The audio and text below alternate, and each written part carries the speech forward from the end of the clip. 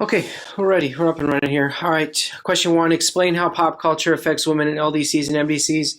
Just understand that women in LDCs that are exposed to pop culture gain some sense of equity between their male counterpart. So, in other words, there's optimism for women to gain equal access to attain levels of males.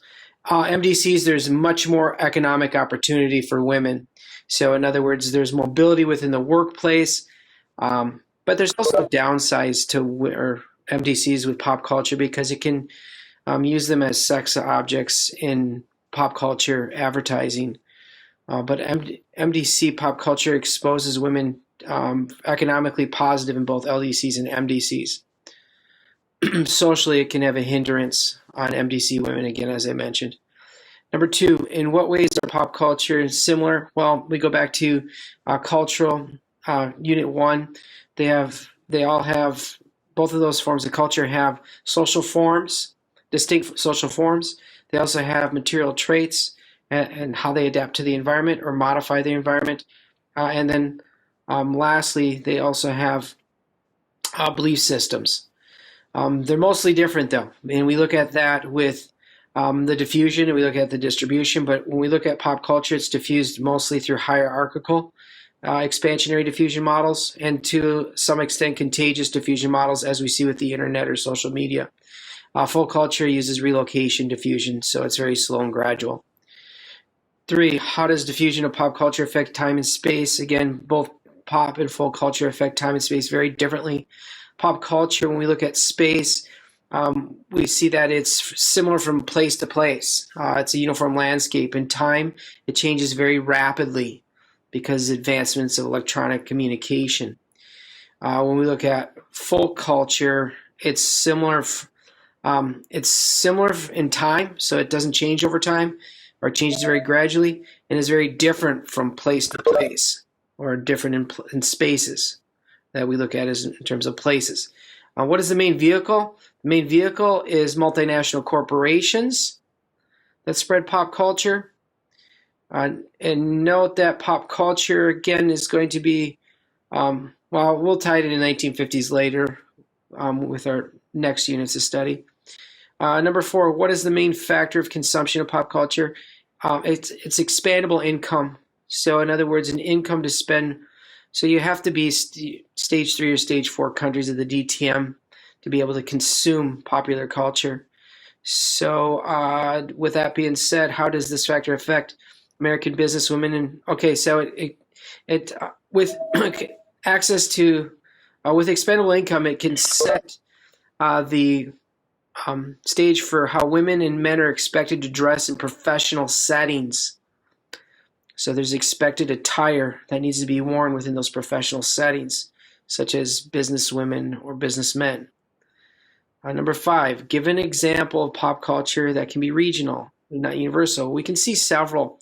The ones that a lot of times it will be regionalized based on climate or topography, but it can also be based on colonization, as we see with like cricket. We see cricket very popular in the United Kingdom, and through colonization, it's very popular in India today. That would be an example of regionalism. We can also see regionalism in pop culture, like in your Ed Puzzle, it showed the United States and showed pop culture, how baseball was much more popular in the South. And we can also see that pop culture, there's regional distribution in the United States with like major league sports teams and many more in urban centers and less in the South. Again, it can have regional differentiations between cultures within a country, and it can also be due to topography and climate or colonization. Number six, why do LDCs fear loss of full culture? They fear losing their core culture, their religion, their language, their belief systems. Explain placelessness causes strong resistance to pop culture because they want to retain their cultural traditions, their customs. 7, discuss patterns of diffusion for internet, social media, and television. Well, television, was the start of mass media in the 1950s after World War II. And then television diffused much slower than the other forms of mass communication.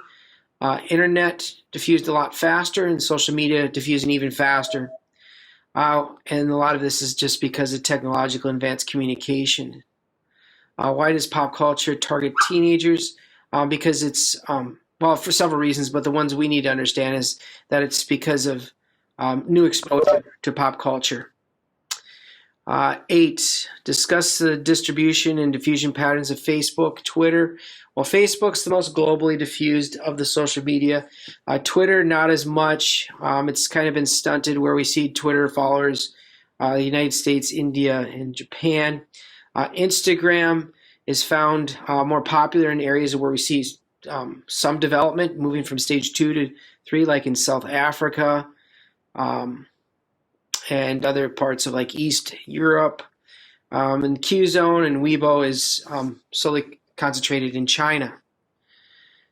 9, how has rapid communication affected global social customs? Well, it's created an homogeneous landscape, or homogenization is the key term you have to know in your text, but also a synonym with homogenization is uniform landscape, or what is known as cultural conversion. 10, how does a physical environment affect wine production? The key term you need to know there is the terroir. The terroir is evident where the physical landscape produces a preference for topographical crop production consumption. 11, what are U.S. regional differences in food and beverage preferences? This was noted in your book where it talked about, I think, in the Edpuzzle it talked about tortilla chips in the South and then potato chips in the North. Again, that would be affected on the terroir because potatoes are grown in the North, hence making potato chips, and then corn is found in the South, hence the terroir converting corn into tortilla chips.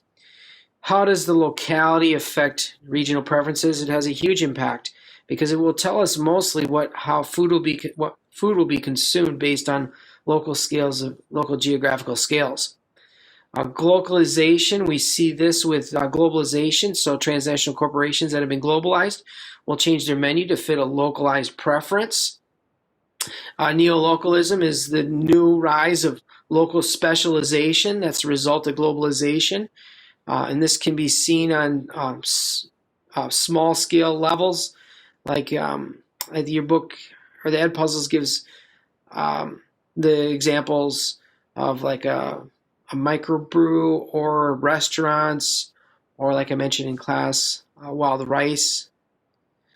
12, well, I'm just going to stop there. If you have questions, please put them in the chat or go ahead and turn on your mic. All right, then I'll keep plugging along here. 12, what was the most popular housing style in the U.S. during the 1960s? I took this question out. But it's neo-eclectic. But really what you should understand is that popular housing styles are led by large housing developers that buy large plots of land, and most of the materials they use are prefabricated, so they can build them using large volumes of bulk production items. 13, explain how electronic media communication has intrigued human geographers. Well, human geographers really look at television because we see how quickly it can destroy full culture or the diversity of culture. And so again, that's the main intrigue of human geographers, of how electronic communication will destroy the diversity of culture or change the diversity of culture.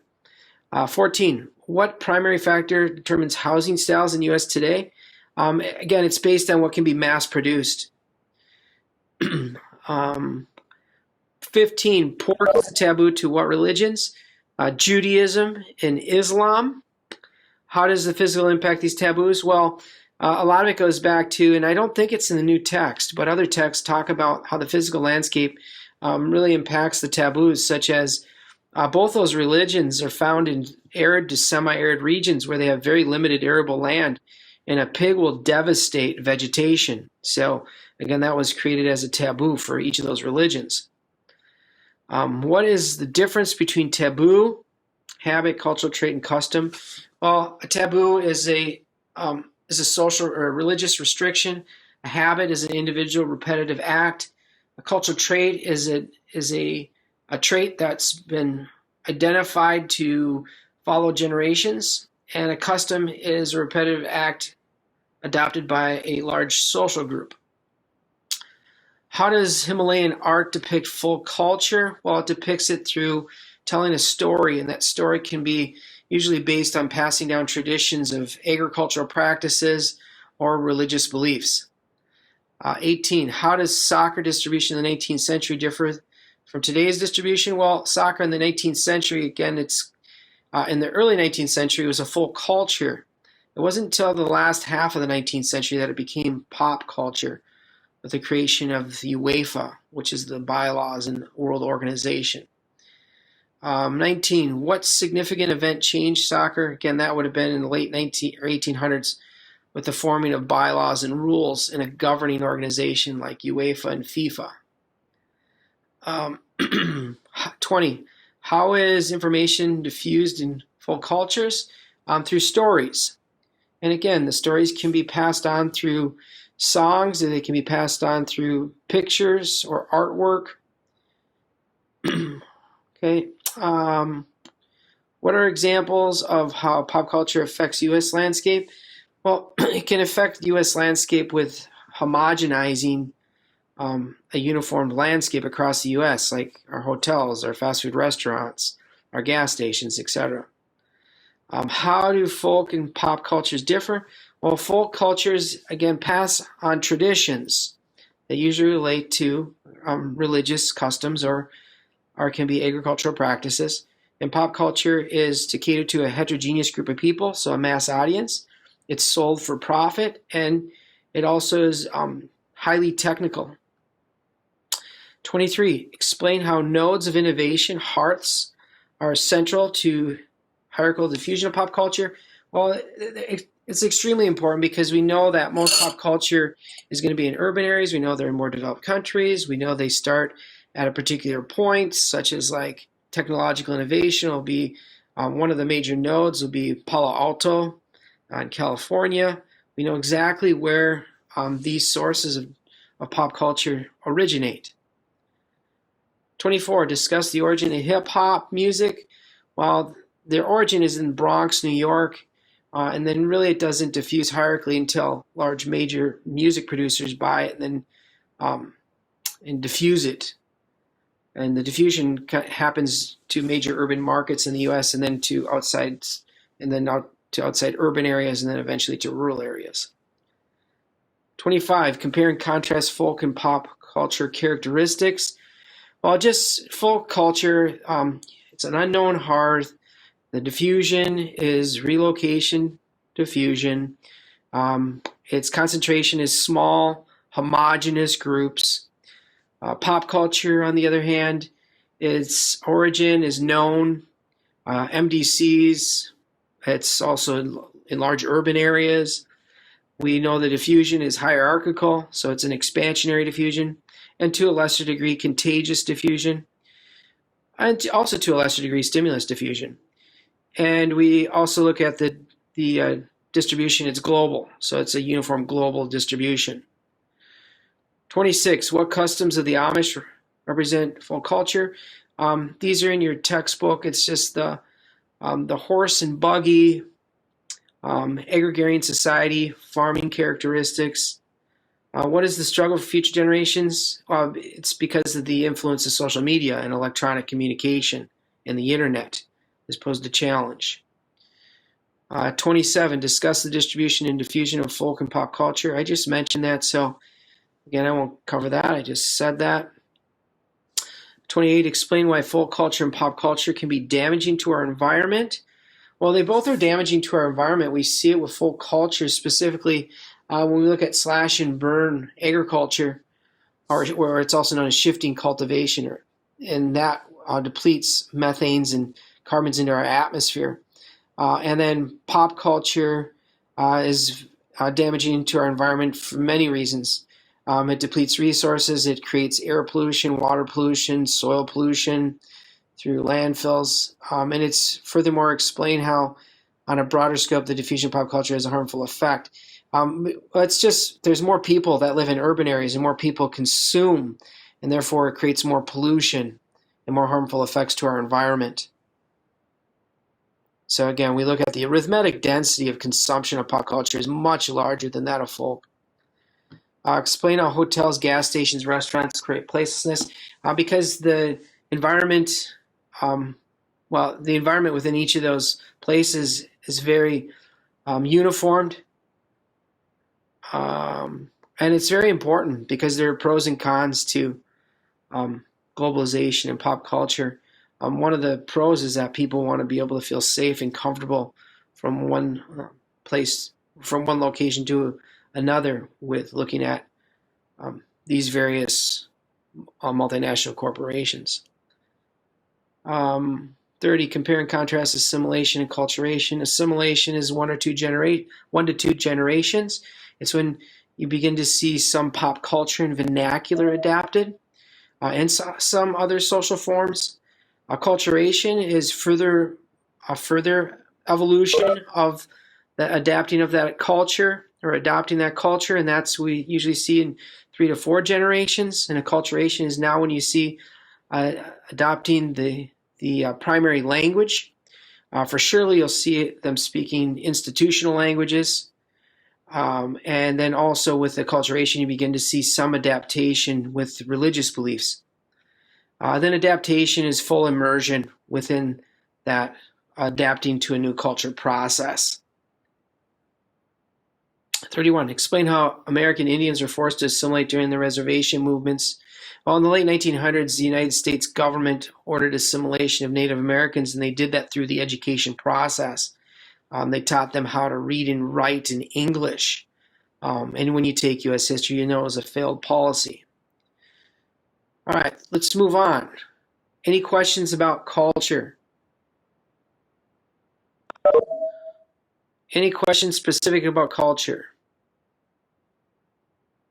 All right, let's move on to chapter 5. Define a language family, a language branch, group, a language, several for each. So again, families pre-recorded languages.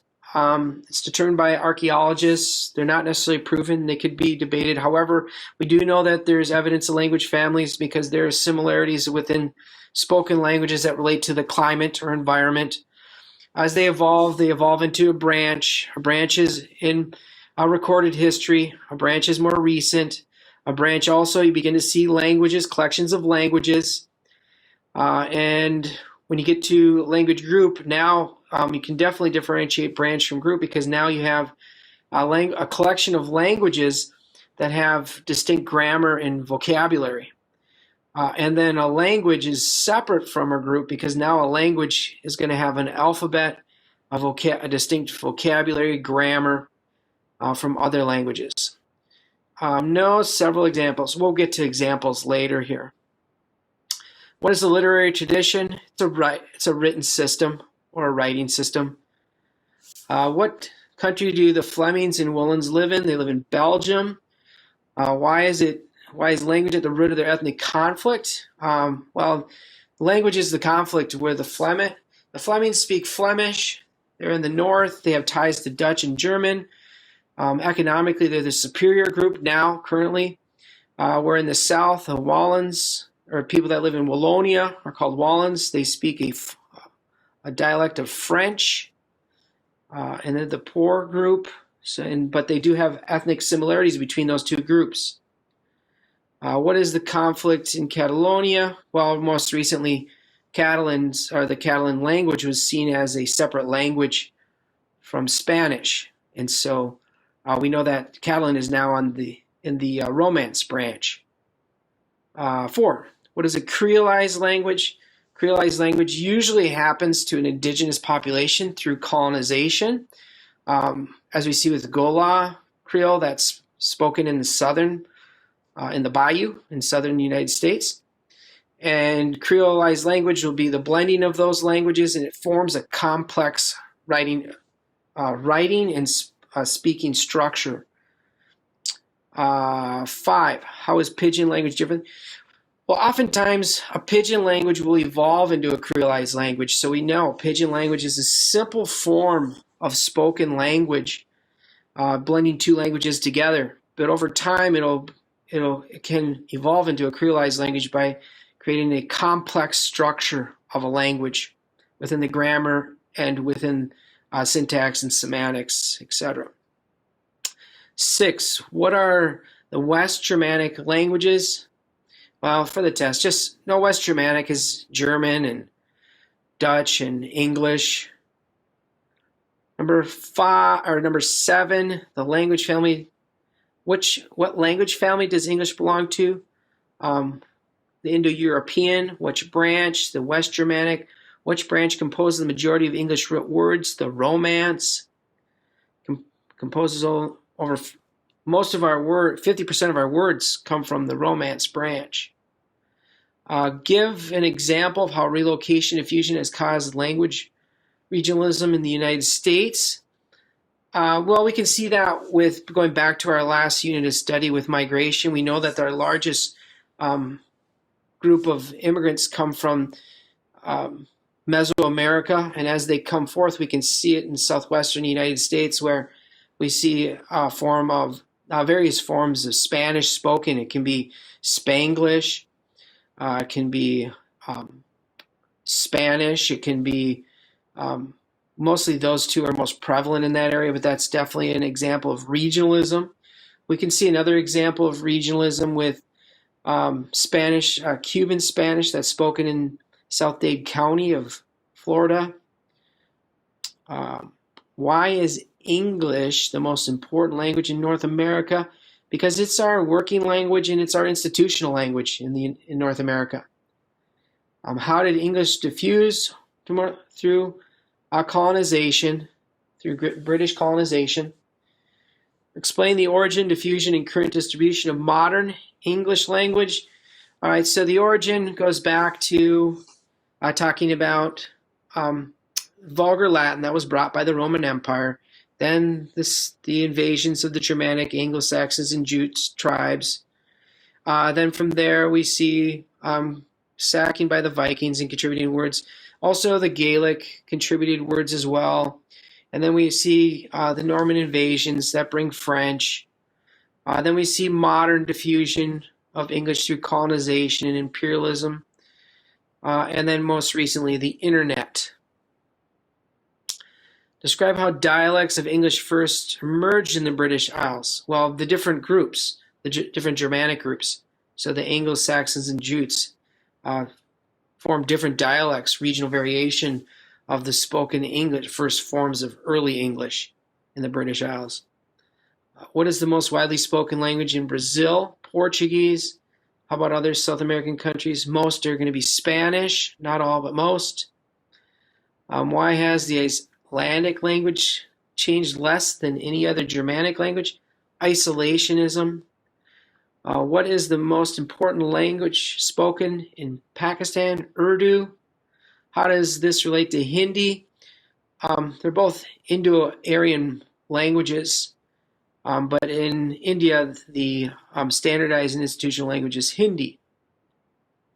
So they come from the same language branch. What is Basque spoken? Where is Basque primarily spoken? In the Pyrenees mountain range separating Spain and France. Why was it not? Because of intervening obstacles, the Pyrenees mountains. 16, what language branch does the Russian, what language branch? The Balto-Slavic is their language branch. What language family and branch represents the Hebrew and Arabic languages? Well, that would be the Afroasiatic family. Then it branches into the Semitic. And the Semitic language group comprises the two largest languages, Arabic. Well, Arabic by far the largest, and then Hebrew. What are the two largest language families in sub-Saharan Africa? The largest is the Niger-Congo, and then the other one is the Nilo-Saharan. 19, what is the second largest family in Europe? The Uralic. Why was it not influenced by the Indo language families? Um, it goes to political. It goes to political factors and environmental factors. 20. What languages from the Romance language group? Okay, so name 5. I would just remember FIPS. So French, Italian, Portuguese, Spanish, and to a lesser extent Romance. According to Colin Renfro's Anatolia Hearth Theory, how did Indo-European languages diffuse? Through expansion of arable land and farming methods. How does this theory differ? Kurgan warrior was much faster, and it was through warrior conquest and spreading the language. What are the 2 largest language families in the world? Two-thirds of the world speaks a language that comes from either Indo-European or Sino-Tibetan.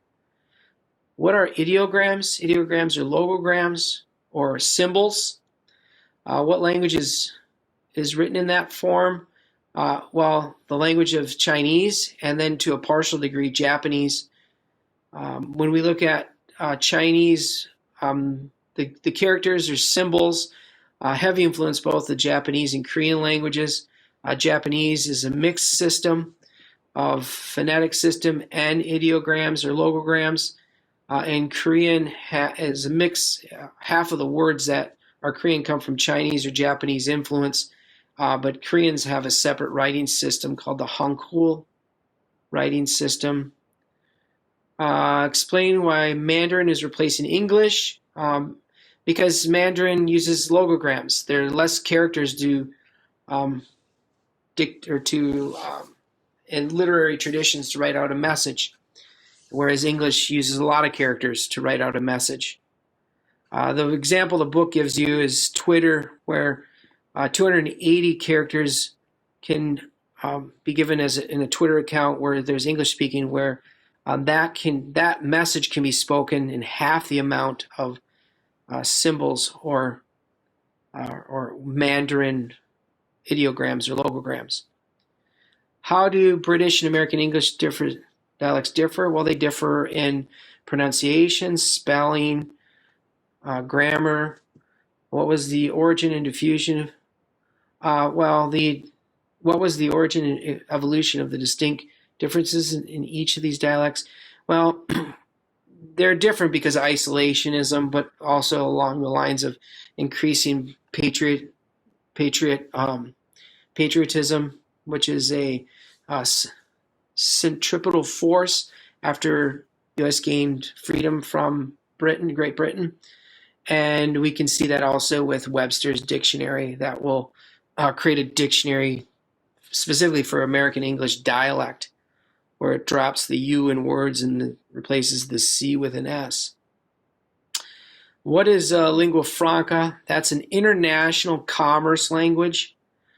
Identify regions of the world where lingua francas are dominant. Well, it's important. Spanish in South America, English in most of the world, Mandarin growing in importance, especially when we get into development and political geography. Mandarin is growing in many places in the world. Southeast Asia, South Asia, East Asia. Arabic is found in North Africa, Southwest Asia, parts of Eastern Europe. And then probably lingua franca, the most important in sub-Saharan Africa, Swahili. What is an isogloss? That's a language boundary. How does it differ, or how does it contrast to the dialect? A dialect it's a regional variation of a spoken language. An isogloss is a vernacular region where you don't know where the delineated line is, where the formal line or boundary is, but nonetheless it's a language boundary. You're speaking a completely different language. How has colonization affected, a completely different language dialect, sorry. How has colonization affected the languages spoken in sub-Saharan Africa and South America? Well, colonization is what brought the languages there, the lingua francas, the widely spoken commerce, international languages. Which language has the largest number of speakers in the world? The largest number of speakers in the world is Mandarin. How does this relate to population distribution? Because it's the largest, it has the largest, China has the largest population of any country in the world. Explain 2 reasons why English is the most widely distributed lingua franca. Well, internet and colonization. Why does the Creole language of today not emerge? Well, because the Creole language usually comes from colonization. It's a mix of an indigenous language and it forms a new complex structured language. And that's not going to be a international commerce language that relates to the global economy. And 30, explain why English might potentially be a dying lingua franca. Because of internet, we can see it with users. More internet languages, Mandarin is a more widely used internet language. What are some other lingua francas? And well, we just talked about that. What revitalized language appeared in Middle East Asia in 1948? That would have been Hebrew. It was a monumental task because the language had been destroyed. So they had to, David Ben-Gurion, who started Israel, had to rewrite the entire language. 33, name at least 2 other revitalized languages. Well, revitalized languages, there are many, but you can talk about maybe Britain or Welsh because now it's expected to speak Welsh in Wales. Explain how the interplay of local diversity and globalization impact the distribution of languages today. Well, this is very important because it shows us where there's cultural convergence or where there's cultural divergence. So it's very important to human geographers to looking at the globalization of languages. The lingua franca destroy the local diversity of smaller languages that are spoken, or are they able to specialize and revitalize? 34, describe the peaceful coexistence of 4 languages in Switzerland through a historical lens. Well, Switzerland has declared neutrality in our 2 major world wars, and with that, they've promoted a decentralized government where it gives more local regions autonomy in what is the language. So oftentimes you'll see government toponyms in 4 different languages. Define institution. Okay, institution, that goes from up above. It's languages used in government, mass media, the workplace, developing language. That's where it's used by both all ages. Official languages, those are government mandated languages. All right.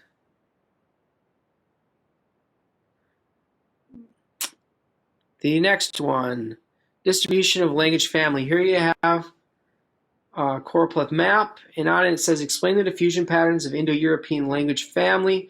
Apply your understanding of Kurgan warrior theory or Renfro. Well, we can look at these Indo-European and we can say that it started in the steppes. If it was the Kurgan, if it was the Renfro's theory, we can see that Anatolia is right here. In this area, it started there and diffused through relocation diffusion. Then in the 20th century, mid-20th century, now we see diffusion through hierarchical diffusion. I'm sorry, go back through 1500s, we can see that's now colonized in parts of the world. Then in the 20th century, now we see diffusion by hierarchical diffusion and the internet. If you're talking Kurgan warrior theory, that would be in the steppes of Russia. It originated in there. Same process through relocation, diffusion, warrior conquest, spread much faster. Then through that, you'll see the branching of the 4 branches, the major branches. So the Indo or the Balto-Slavic, the Indo-Iranian, the Romance, and then you have your Germanic branch. And then through that, then they would now diffuse through colonization. All right, let's take a look at this image, explain the form of diffusion that is seen here. Well, we look at this toponym over here, we can see that it is French. So we know that with French, there's also modern architecture that leads us to believe that it's a more developed country or a stage 4 country. And with that, we can see the global pop culture diffusion of a religious holiday from East Asia. So we can see the diffusion of pop culture from different regions of the world that's creating a uniform landscape and celebrating holidays. Places where French is official language. How does the map illustrate global diffusion of French language? Well, these are going to be former colonies of France. And with former colonies, we can still see that they're French spoken there. So French is a very important international and commerce language. It's a very important lingua franca for these regions.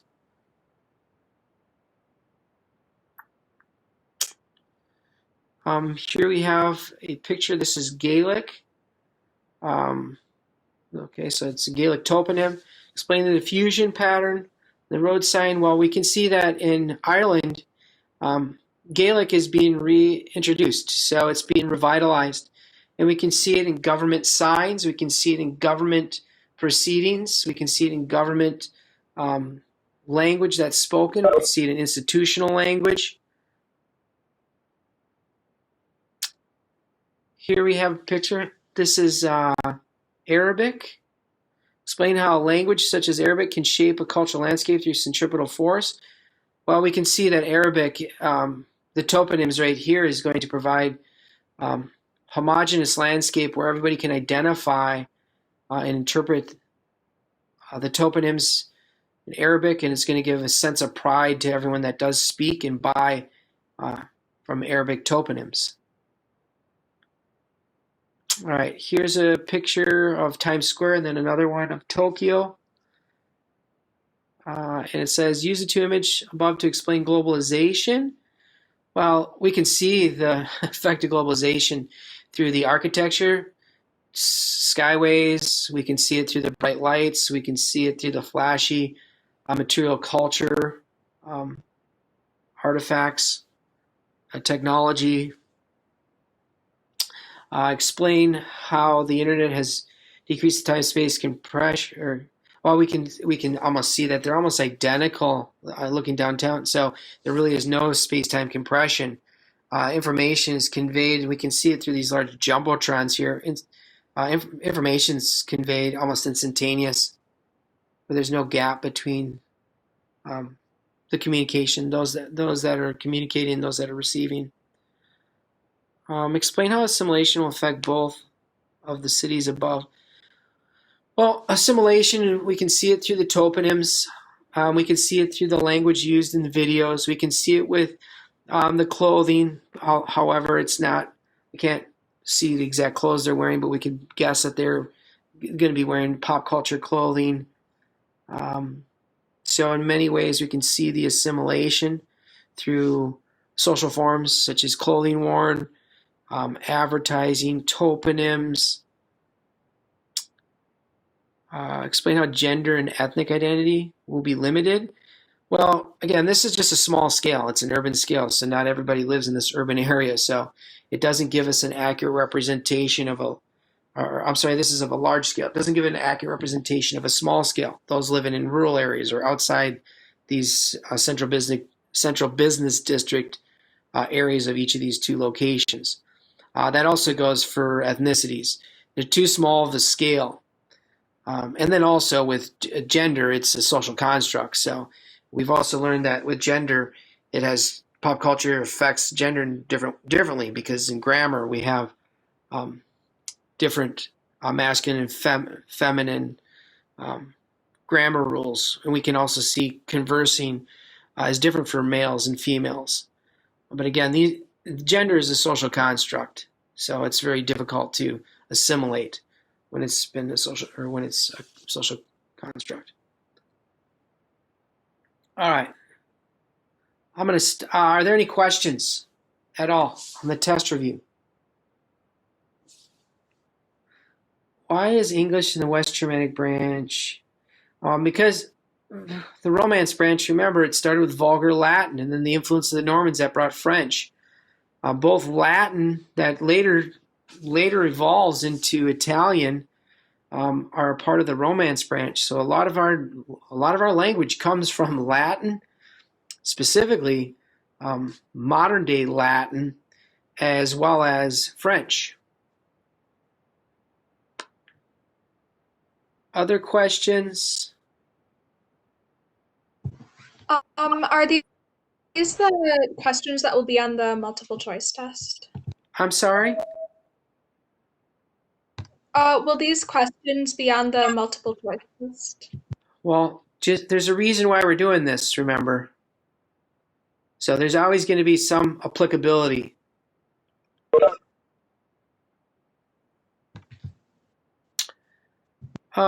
Let's see. When Noah Webster changed English language, well, he didn't change English language. He created an American English dialect. And it did increase, as it was used as a patriotic effort to increase centripetal force of being American, different than British.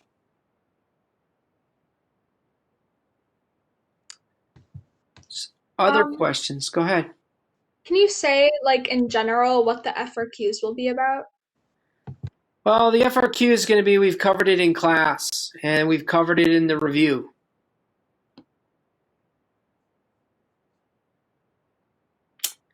And the FRQ, again, you can use, if you have full understanding of this test review, you'll do fine on the FRQ. How are we going to take the test tomorrow? You're going to take it on your school-issued Chromebook. You'll do it during the time that you have normal scheduled AP Human Geography. You will have 70 minutes to complete the test when you start.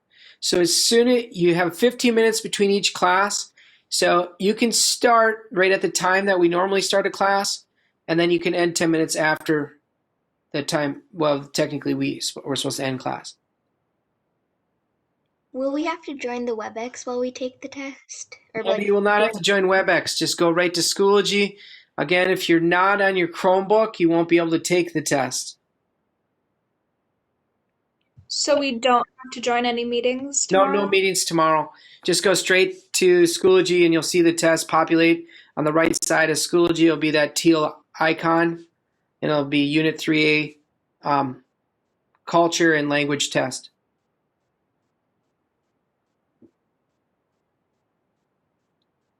Any other questions?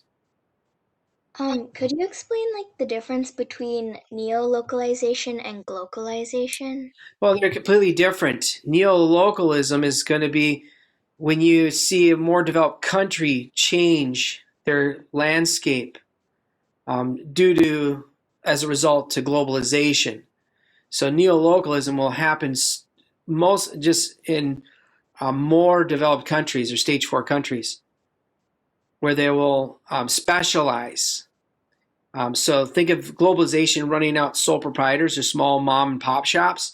Well, now these small mom and pop shops become very specialized in what they create. And oftentimes they're going to create something based on the topography or landscape of the terrain of where they're from, such as the examples your book gives of microbrews or restaurants or it can be crafts too. Whereas globalization, that's when you have now countries that have, we've seen globalization spread and create a uniform landscape, but as they do that, there's going to be regional preferences on a global scale. So these large multinational corporations are going to change their menu based on the preference of a local place. The examples your book gives you, or the Edpuzzle gives you, like you're not going to order a Big Mac in India because it's a taboo to consume beef. But an adjustment to globalization might be serving veggie Big Macs or vegan Big Macs. Other questions? Jeez, my head's cut off here. What do you think would be the most valuable to do, out of the test review, the practice questions, and the Edpuzzle practice questions and the practice tests for the test tomorrow? All the above. Okay. Can you describe lingua francas? Remember, lingua franca is an international commerce language. So oftentimes we use it for commerce. because we're in a globalized economy, we're in globalization. So these are languages that you have to be able to speak to either sell or buy a product. And the most widely diffused or widely distributed lingua franca is English. However, the most speakers of a lingua franca would be Mandarin. And if you're taking Mandarin, that's a wise choice right now.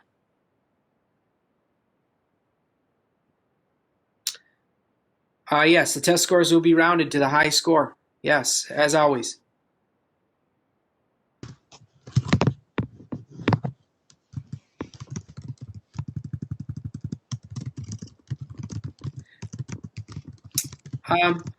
This video will be uploaded. Yes, I'll upload the video to Schoology as soon as we're done here. In fact, I'm going to stop it right now, but I'll stay on.